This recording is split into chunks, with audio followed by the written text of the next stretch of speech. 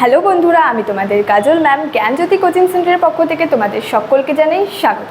তো বন্ধুরা, আজকে আমি তোমাদের ইউনিভার্সিটির আন্ডারে মেজর হিস্ট্রি যে টপিকটি নিয়ে আলোচনা করবে সেটি হলো পলিস কি বা পলিস বলতে কি বোঝায়। আলোচনার আগে তোমাদেরকে একটা ছোট্ট ইনফরমেশন দিয়ে রাখবো, সেটা হচ্ছে তোমরা যারা আমাদের কোচিং সেন্টারে এখনও যুক্ত হওনি কিংবা যুক্ত হতে চাইছো, তারা উপরে দুটি নাম্বার দেখতে পাচ্ছ 6295916282 এবং 7076398606।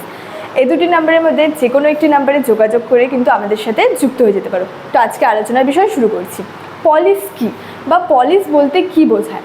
গ্রিক শব্দ পলিসের ইংরেজিতে বলা হয় তাকে সিটি স্টেট এবং বাংলায় বলা হয় তাকে নগর রাষ্ট্র।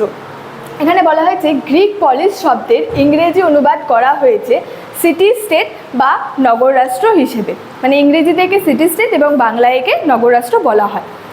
এবং প্রত্যেক পলিসে একটি করে কিন্তু নগর থাকতো এবং এক পলিস কিন্তু অন্য পলিসের থেকে একদমটাই আলাদা ছিল বা সম্পূর্ণ আলাদা ছিল, মানে কোনো মিল ছিল না।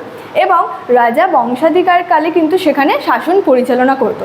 তবে জনগণের যদি যাকে না পছন্দ হতো তবে কিন্তু তারা রাজাকে পদচ্যুত করতে পারত, বা জনগণের না পছন্দে রাজাকে কিন্তু পদচ্যুত করা যেত। তারপরে বলা হয়েছে যে প্রাচীন গ্রিক লেখকদের রচনায় পলিস সংক্রান্ত কিন্তু কোনো সংজ্ঞার্থ পাওয়া যায়নি। মানে প্রাচীন গ্রিকের লেখকদের যে রচনা ছিল সেখানে কিন্তু পলিস সংক্রান্ত কোনো সংজ্ঞা পাওয়া যায়নি। তবে অ্যারিস্টটল কিংবা পৌসেনিয়াসের লেখায় কোন রাষ্ট্রকে বা কোন নগর রাষ্ট্রকে বা কোন শহরকে অ্যাকচুয়ালি নগর রাষ্ট্র হিসেবে যে বলা হবে তার কথা কিন্তু পাওয়া যায়। মানে অ্যারিস্টটল এবং পৌসেনিয়াসের রচনায় বলা হয়েছে বা লেখায় বলা হয়েছে যে কোন শহরকে নগর রাষ্ট্র হিসেবে বলা হবে তার কথা কিন্তু পাওয়া যায়। তারপরে বলা হয়েছে খ্রিস্টীয় 170 এর দশকে পৌসেনিয়াস মধ্য গ্রিসের ছোট শহর পেনোপিয়াসকে নগর রাষ্ট্র আখ্যা দিতে রাজি ছিলেন না। তিনি তাকে নগর রাষ্ট্র আখ্যা দিতে রাজি ছিলেন না, তার কিছু কারণ ছিল এবং তিনি সেই কারণগুলির কথা বলেছেন। কারণ তার কথায় এই শহরে বড় বড় বাড়ি নেই, প্রেক্ষাগৃহ নেই, বাজার নেই, জলস্তম্ভ নেই এবং নাগরিকরা ছোট ছোট ঝুপড়িতে বাস করত। মানে তিনি বলেছেন এখানে বড় বড় বাড়ি নেই, জলস্তম্ভ নেই, বাজার নেই এবং যে নাগরিকরা ছিল তারা ছোট ছোট ঝুপড়িতে বাস করত। তারপরে সুতরাং নগর রাষ্ট্র কেবল জনসমষ্টির সমাবেশ নয়, সেখানে নাগরিক জীবনের সুযোগ সুবিধা সংক্রান্ত শর্তগুলির উপস্থিতি আবশ্যক।